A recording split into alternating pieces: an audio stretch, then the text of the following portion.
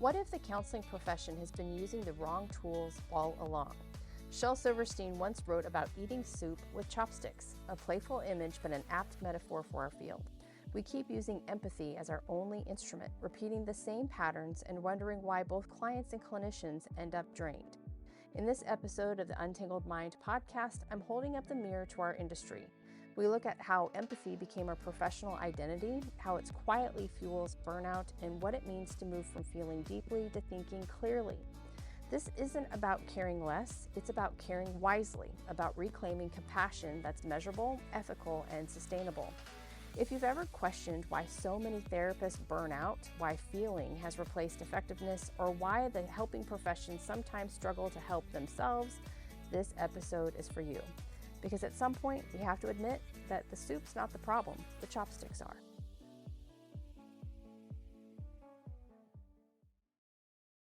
Hello, and welcome back to the Untangled Mind podcast. This is the fifth installment of the empathy series. If you've not listened to the previous in this series, please go back and check those out. I'm really talking about how, as a whole, empathy has actually eroded our mental health helper industry, and really discussing the change that needs to take place. So oftentimes I have a book full of Shel Silverstein poems, and I use these poems to help my clients critically think about some of the issues that they confront. I love Shel Silverstein. I remember as a little girl, I went to Shiloh Hills Elementary in Spokane, Washington. And I remember sitting in the library where Mrs. Blair, she was just this beautiful woman with blonde hair, I believe. I'll often sometimes think I remember her with Blair. I can't remember that show back in the 80s with Mrs. Blair. That was our librarian. But I do remember sitting in that library. I loved Mrs. Blair. She just was the most kind, compassionate, wonderful woman. And I remember her reading Shel Silverstein poems. And as a little girl, you would just giggle and guffaw because none of the things he said made sense. But as an adult, there is such wisdom in his poetry. And I use this a lot of times with my clients. A couple months ago, I used one of his to help a client understand their attachment and their attachment wounds and how they are attaching to individuals. And I used this one I'm going to share with you today just recently with a client to help them see some things. And what I want to say is that the tools that we use with our clients are absolutely applicable to us as clinicians, but we've just forgotten how to do so. So first, let me go into this Shel Silverstein poem. So he once wrote, "Eating soup with chopsticks, I should be finished soon. Eating soup with chopsticks while whistling a tune. Eating soup with chopsticks because I have no spoon. Eating soup with chopsticks can take all afternoon." So it's just a fun, whimsical poem, right? But it's also extraordinarily revealing, not only for our clients, but because our profession, the counselors, the therapists, psychotherapists, whatever, helpers, we have been doing just like this poem. We've been eating soup with chopsticks. So we keep using the same emotional tools and repeating the same rituals of empathy. And we wonder why clients or even ourselves still end up being hungry. So I've been talking about through this series, this grandstanding on empathy, and it's really disgusted me. Empathy is absolutely important, but it's this grandstanding. Empathy has become this like badge of moral identity in the mental health field, and it's gross. We equate emotional resonance with clinical depth, which is not even true. That those two things don't equal one another. You know, supervisors often praise sensitivity more than outcomes, and social media absolutely rewards this disclosure, this self-disclosure. I am so empathetic over discernment. And it is eroding and corroding the mental health industry. And I would say that that is why we've seen an increase in mental health issues, even though we have an increase of mental health professionals that are available for individuals to be reached.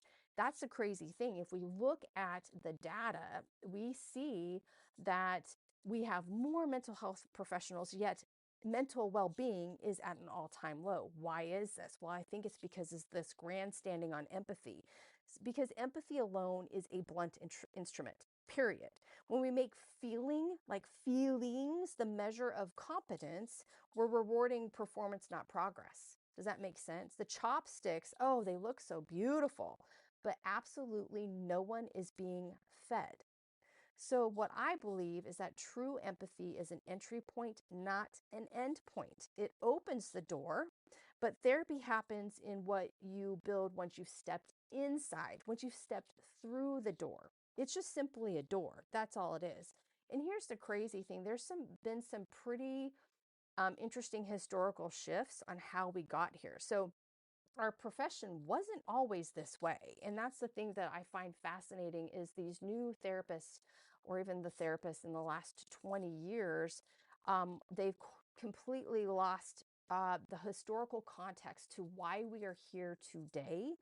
And my husband always says to me that, I can't remember how the quote, he says it's so good. My husband is full of wisdom. He says that those that don't study history are basically, our future is going to be not so great. So we need to study history to understand where we should be rather than where we just think we should go. Does that make sense? So, all that to be said, I totally botched his quote. I'm going to ask him about that. So our profession wasn't always this way. So we first started out with William James, and he saw that psychology was a science of habit. So it was a habit, it was science of habit, will, and this pragmatic action. So we were to help people do differently. This was about action. So then Theodore Lips and then later Edward Titchener, they brought in Einfühlung, and we talked about this, and I apologize if I don't have the German down. So this meant the feeling into, the Einfühlung, so feeling into. And so in English, that is as empathy. So we're shifting the focus from behavior to emotion. So we started seeing the shift with Lips and Titchener, I think that's how you say his last name. Then finally we get to Carl Jung, right? So we know Carl Jung, he canonized empathy as like this core condition. And it really shaped this mid-century training around attunement rather than accountability. Now, I don't think that was Roger's whole thought process. I really don't. I've watched old film with him, I've read him, and I don't think this is ultimately where he meant for it to be today. Then we have Daniel Goleman and neuroscience. What happened is we crowned empathy with prestige, right? Because we start seeing mirror neurons lighting up. We have proof, right, that feeling equates connection. But again, we forget where we started. Yes, there was an evolution in psychology and the helping profession, but that doesn't mean that we discard the original approach of therapy in in spite, or we discard it just because we want this empathy. I'm having a hard time with my words. So we really swung from James's like pragmatic spoon, right, to Roger's emotional chopsticks. That's how I want to kind of show this. There's this enormous pendulum swing. And so today's programs often teach that empathy is the cure. It's not, but it's only the container.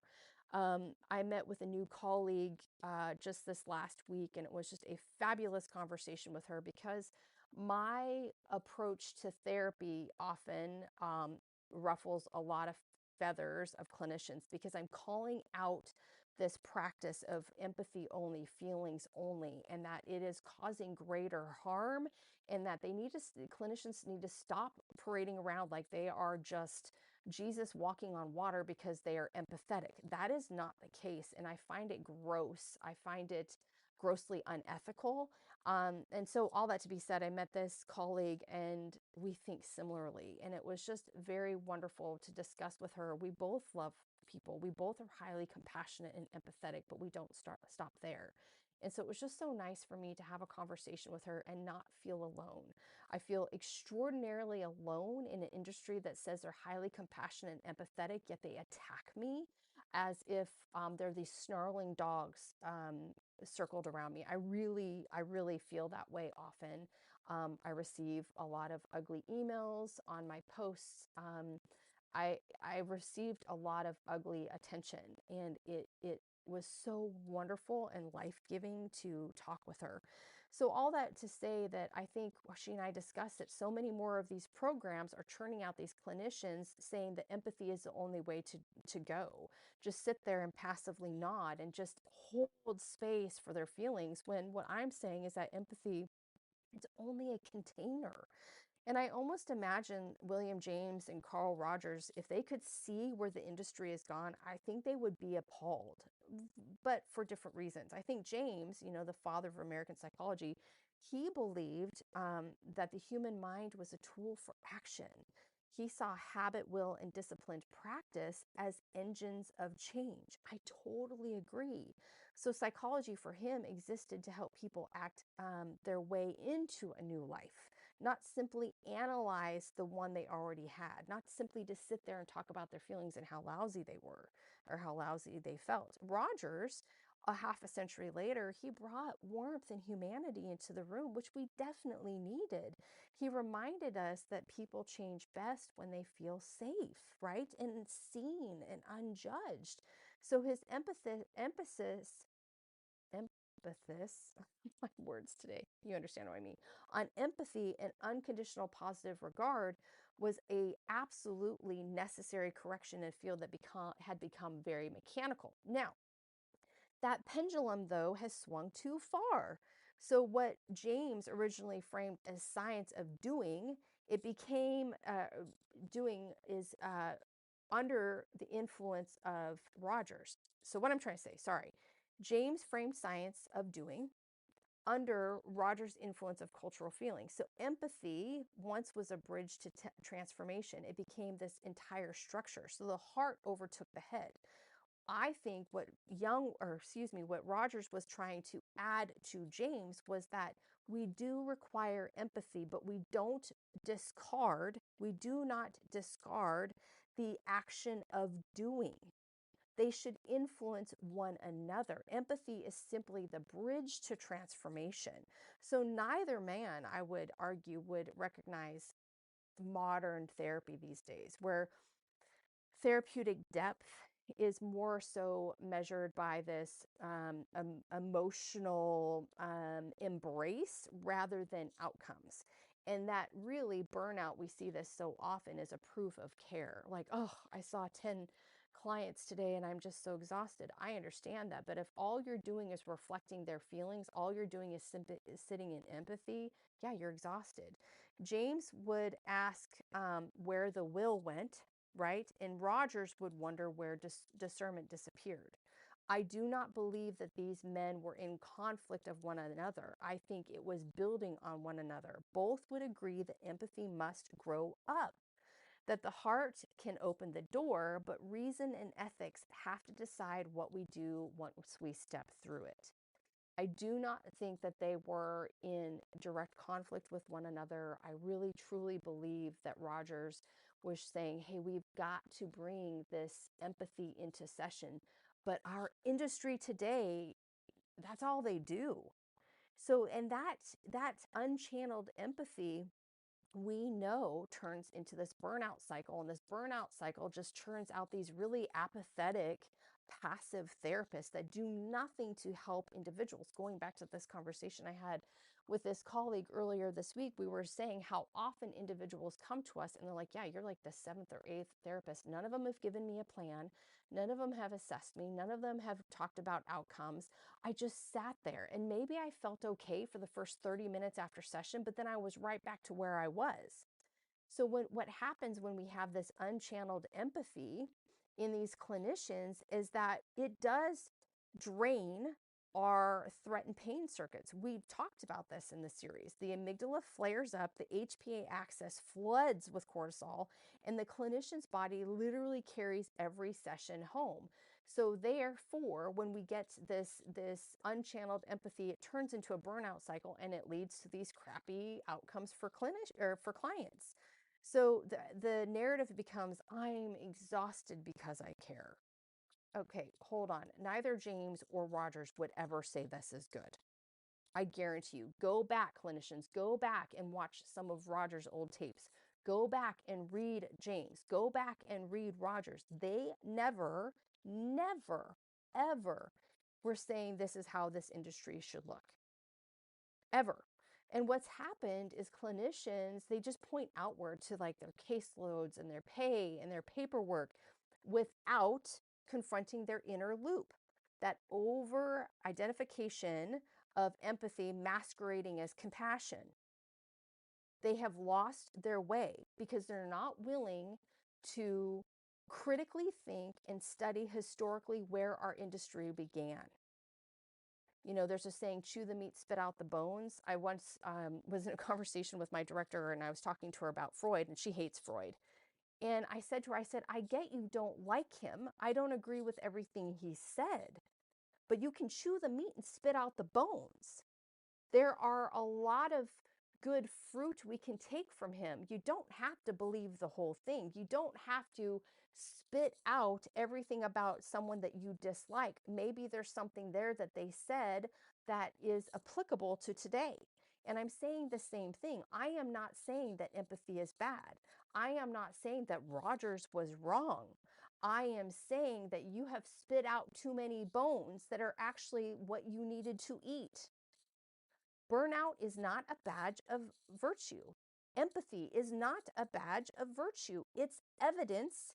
The badge of burnout is evidence of mismanaged empathy. I can't say this enough and more times than you guys are probably tired of hearing me say this. And I'm sure there's no clinicians listening to this podcast because it's just going to piss them off. I want to challenge you, if you're a clinician and you are getting angry at what I'm saying, take a beat and consider why you're angry.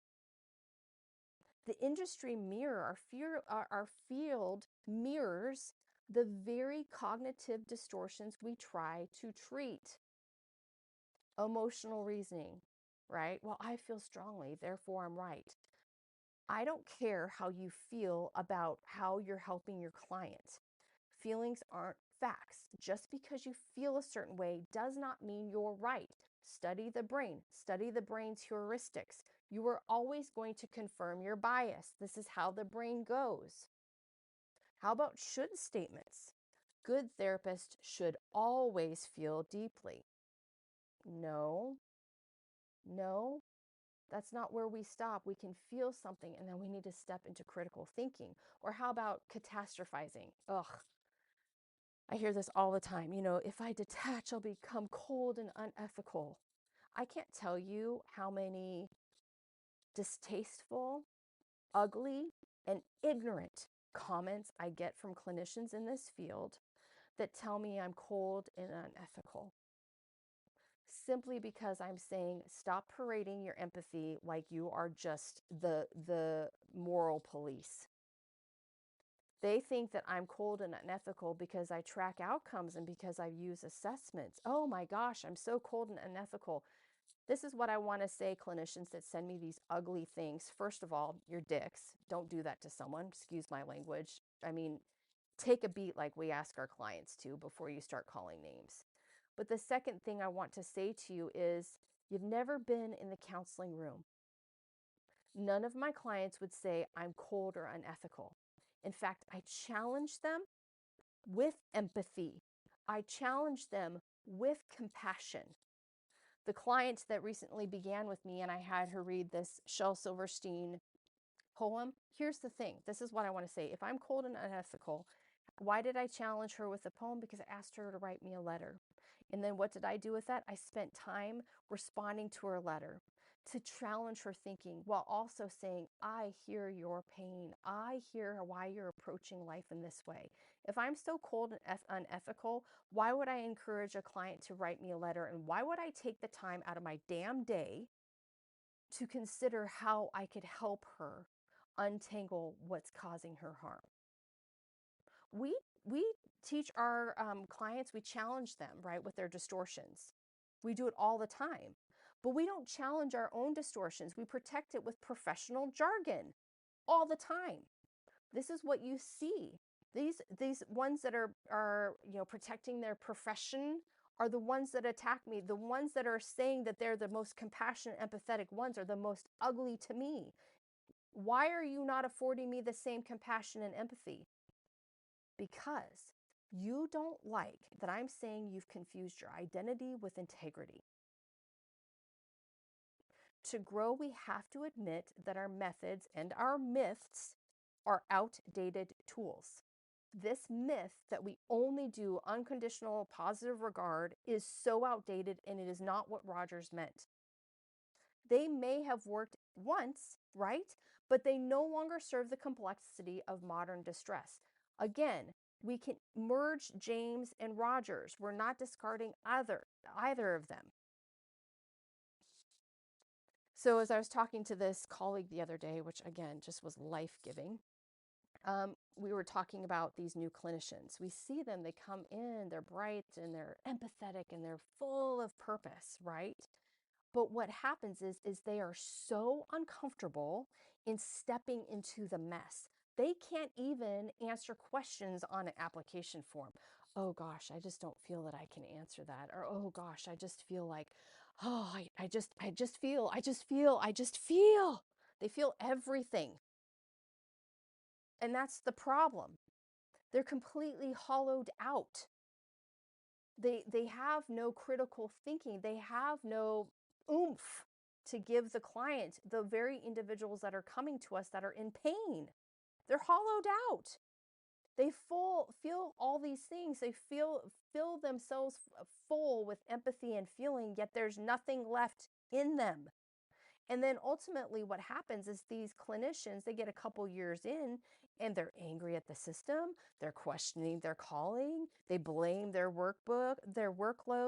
But the real injury came from using empathy as their only instrument. All these clinicians are eating soup with chopsticks. Maybe they're graceful, maybe they're dedicated, but they are absolutely starving. And it's got to change. You know, there's this countercultural stance. We need a recalibration, like I've been talking about. We've got to climb this ladder. Empathy, sympathy, compassion, and ethics informs it.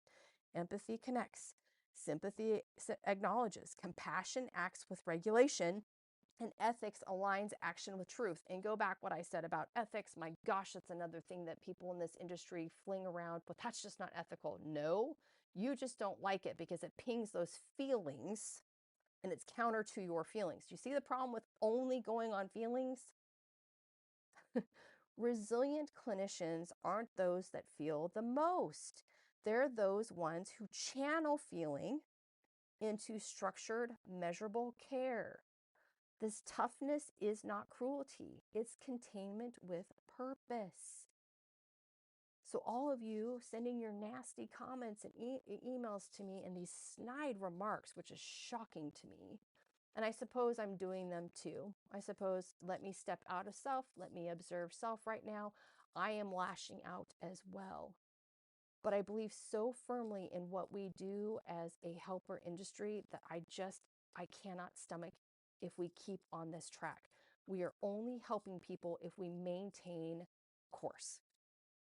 So am I lashing out much like they lash out to me? Yeah, probably so. Who's right? Right? And then we get in this philosophical discussion. Who's right? What do we see? All I'm saying is don't throw the baby out with the bathwater. Nobody said empathy didn't have a place. We're just saying that it just can't be the only thing. We have to model what we ask our clients to do. We don't ask our clients to learn through osmosis. We don't. We give them tools. So you have to do the very same thing. And until counseling stops confusing this idea of depletion equals devotion, we're going to keep replicating harm. Our training has to recenter on cognitive, behavioral, and ethical skill, not total emotional immersion. And I'm not saying CBT is the only way to go. Please, for the love of all things holy, I'm not saying that. But I'm saying that we can't do just emotional immersion. It does not work. And I challenge you to start studying the brain. just because you're a clinician does not mean that you are void of any issues with your feeling centers, with the way that you interpret feeling. Just because you're a clinician does not mean you are perfect. Supervisors should really start measuring outcomes, not their tears, not how empathetic their supervisees are. And professional culture has to learn that boundaries are not barriers, that they're the new utensils that make nourishment possible. The next generation of therapists, they deserve models that are steady, not shattered. You all, this goes back to why are there so many people in need and their mental well-being is so terrible when we have all kinds of mental health therapists out in the world. Why is that? That doesn't make sense. It does not make sense. It does not make sense that I am cut off from colleagues because I think this way, and I've found one in the last 5 years that doesn't condemn me, that doesn't call me names, that recognizes that I am highly compassionate and empathetic, but I also believe that we must challenge our own thinking and that of our clients to give them the tools and send them on the way. I am doing nothing for my clients, sitting with them and passively nodding. I don't know if I mentioned it in the last podcast because I've kind of gone on tangents in this empathy series, but I recently had a new client come on board and he had just such a beautiful analogy, awful for him, but beautiful analogy of how it's been going for him in his process of finding a therapist. He said to me, he's like, it's like I'm sitting in a burning house and the therapist is looking at me saying, tell me about the fire. Tell me about how the fire feels. What does the fire look like? And he said, I'm literally sitting there burning alive. And all I need is for you to throw me the fire hose so I can stop burning and then we can figure it out. And that's the problem with the industry. We want to look at the fire. We want to talk about how we feel about the fire. But the problem is you are letting your clients burn alive. That's disgusting. And that's what I'm saying with these tools. This chopsticks metaphor. Shel Silverstein's poem ends with futility. Eating soup with chopsticks can take all afternoon. So does our profession's obsession with empathy. We are so busy and sincere and exhausted, laboring to help others while using tools that were never designed for that. The problem isn't the soup. It's that we keep insisting on using chopsticks and calling the struggle virtue. You are essentially handing your clients chopsticks every time you only focus on empathy and you just sit there and hold space for them. You're giving them chopsticks in a fire. What the hell are you doing with that? In therapy, changing the utensils means pairing heart with head, data with compassion, structure with soul. Empathy lets us taste the soup, but wisdom teaches us to bring the spoon. Do you see what I'm saying? It is the integration of James and Rogers. It's not one without the other. And here's the uncomfortable truth. The very tools we teach are the ones we most need to reclaim. Therapist, just because you're a therapist does not mean you have it right all the time. We have got to step into our own critical thinking. We ask clients to pause and observe and challenge distortions all the time. We're asking them constantly to step into critical thinking. Yet, as a field, we have absolutely lost the same discipline. The mirror of our industry has become a projection of our own unexamined patterns. It has. Emotional reasoning has dressed itself up as intuition. Catastrophizing has disguised itself as advocacy. And this personalization has been mistaken for empathy. Come on, please, clinicians, if you're listening, please see this. And listen, I'm not saying that I am void of any of these issues as well, but I'm telling you, I am constantly trying to, if I feel a resistance with a client, I step out of self and say, what's going on? When clients resist change, we call it defense, right? But when we do it, what is it? Oh, it's just clinical identity. Carl Jung said everything that irritates us about others can lead us to understanding ourselves.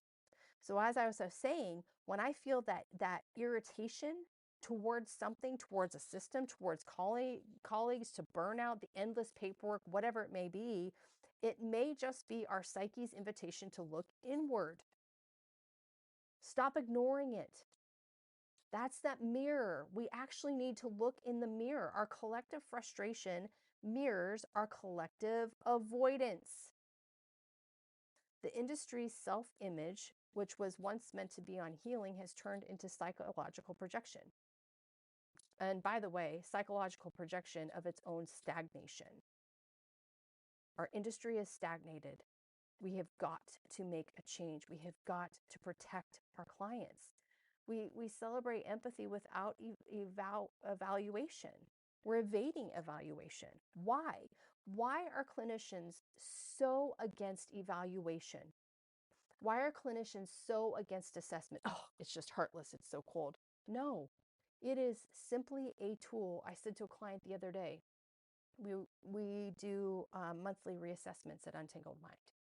She's like, this is really hard because I want to be better. And I said to her, I recognize what you're saying, but what we have to understand is these are simply data points. This is one little thing that we do in this room.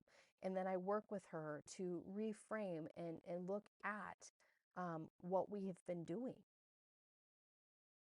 But why does my industry evade evaluation? Heck, I send out evaluation forms every quarter to clients because I need to know what I need to know. Because I have all of those biases and these defense mechanisms in my mind that block me from seeing self. And they're not always great. Recently, a client didn't pay. And, this had happened quite a few times before. And it's like reminding them, hey, you need to pay. And so the third time around when they didn't pay, I responded with a text message, you have until the end of the week to pay this, or your time is going to end. Was I harsh in the text message? Yeah, probably. And they told me so. They said, I wasn't trying not to pay you. I didn't get these text messages. Listen, I don't know if it's the truth or not. Could I have expressed this in a different way? Yes. So what was it? What was it in me that had me respond in more of a harsh way? Okay, maybe historically I was seeing a pattern. I felt used and abused because this individual didn't necessarily, the session before, or maybe it was the session that they didn't pay. In that session, they came to session, we done 3 EMDR sessions. We're seeing extraordinary results with the data that I take, not only during the EMDR sessions, but the reassessments. And in that session, they devalued me and said, it's the acupuncture that's made me feel better, which is a defense mechanism of the client. So I had to step out of my critical text message that I sent to them and evaluate self.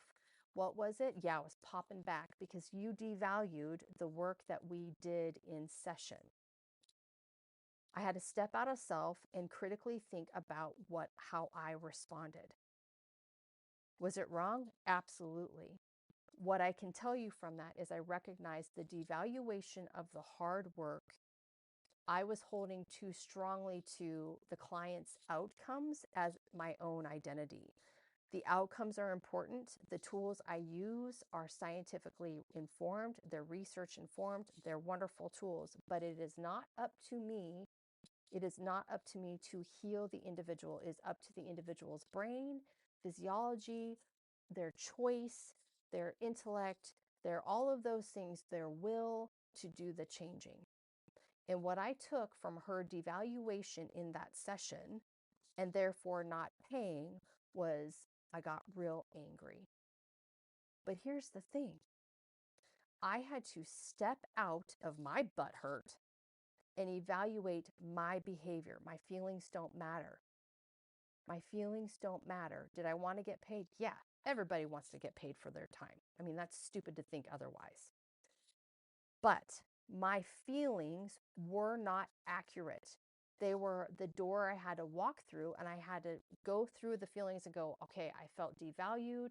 That's why I responded in this way. But is the devaluation accurate? No, I know I kicked ass with all those sessions. I know what the data shows. I know what I did. Devaluation from the client was a representation of their maybe possibly their discomfort with becoming too close with me and actually realizing that there was change that took place. Devaluation happens for a myriad of reasons. But the problem is that I let those feelings of my own determine my response. That is wrong. And that is what I'm trying to get at. We prize this idea of attunement, but we neglect accountability. It's true. And I had to totally hold myself accountable to what I did. And I felt like an ass. I'm like, damn it. I fell prey to feelings. Damn it. But we're human. You know, we teach cognitive restructuring, but we refuse to restructure our own cognitive habits.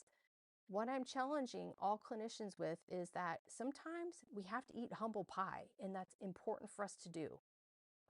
Effort without awareness only reinforces this empathetic exhaustion. It's the same trap that many of our clients fall into, isn't it? Believing that if they try harder, it equals changing more. Or, you know, so like Einstein, he used to say, we cannot solve problems by using the same kind of thinking we used when we created them, right? So to continue glorifying empathy without discernment is to apply the same kind of thinking that created the burnout in the first place. It's spinning our professional wheels and mistaking movement for progress. There is no progress in our field. It has stagnated. Now, is this every single person in the field? No, I'm not saying that. But we really do have to look at why do we have more people in distress and yet we have more professionals in the industry. So if we truly believe in this cognitive and behavioral change for our clients, then we have to model it. We have to model it. So that means we have to engage in the same dang process. So observation, step outside of the emotional fog and name what isn't working. Like I just told you I had to do. Evaluate, identify the beliefs that drive your practices or the way you do things. We can't assume that empathy is everything. And what do we assume about empathy? What does empathy mean? And then experiment, test new methods, gather data, adjust course. And finally, we have to integrate, keep what works, discard what doesn't, and own the discomfort of evolution. This is not cold detachment, it's ethical integrity.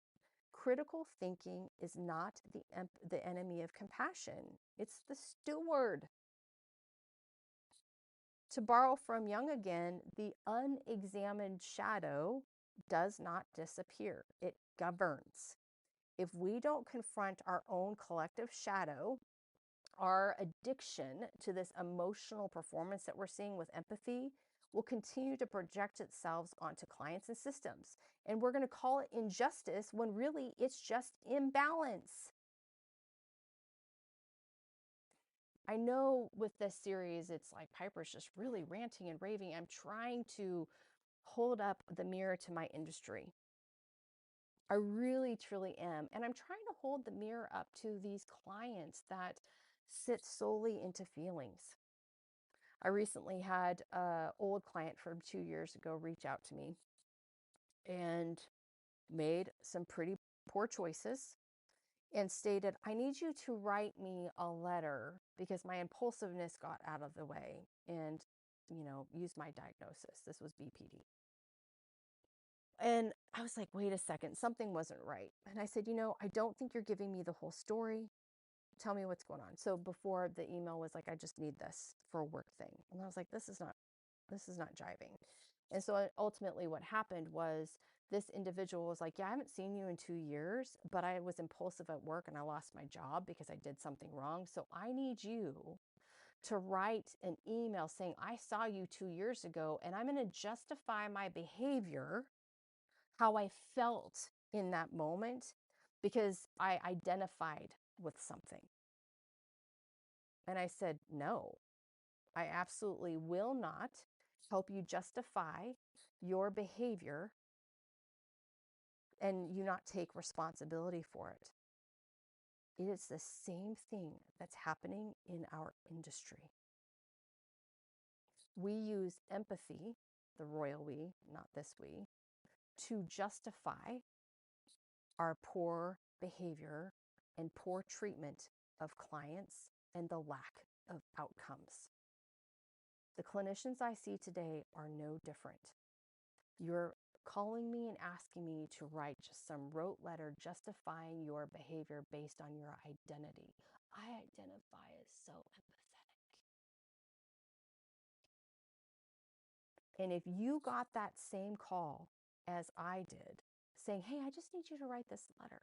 I just need you to justify my impulsive behavior and use my BPD diagnosis, my identity. I just need you to take care of that. You would be appalled and you'd be pissed because you'd say, why would you ask me to take a chance on not only my license, but by stepping into this, but also by stepping out of my professional integrity and saying, no. You have to take responsibility for how you identify and how you behave. This is not my job to justify your poor behavior. You would be so offended, as I was, that someone would ask you to do that. Y'all, look in the mirror. Your identity is empathy. And you're asking the world to justify your behavior. And your behavior is making you and your clients eat soup with chopsticks. Or, more eloquently, you're giving them chopsticks while their world is on fire. You've got to see yourself. You've got to see yourself in the very things that we find disgusting in other behaviors. You have to examine your shadow because it does not disappear. It starts to govern you. You are addicted to emotional empathy and you are projecting it onto our clients and into the systems. And it is absolutely an imbalance. It is not what James and Rogers ever wanted. So when we revisit Silverstein's image, maybe the question isn't whether chopsticks can pick up soup. It's whether we have the humility to stop pretending they can. Because until we do, we will keep spending all afternoon exhausting ourselves with beautiful, ineffective tools.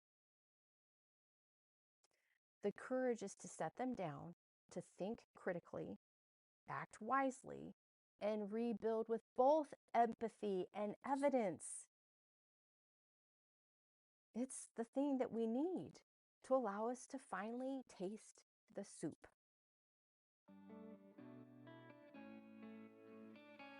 That brings us to the end of this episode. Thanks so much for joining me, Piper Harris, with the Untangled Mind podcast. I hope you learned some tools that can equip you to untangle your mind and untangle your life. If you're curious about working with me for your anxiety or trauma, head on over to my website at untangledmind.net to connect with me. If you enjoyed the show, please rate and review me on your podcast listening platform and share it with your friends and family. As always, thanks so much for listening to me, Piper Harris, with the Untangled Mind podcast. I'll talk with you next time.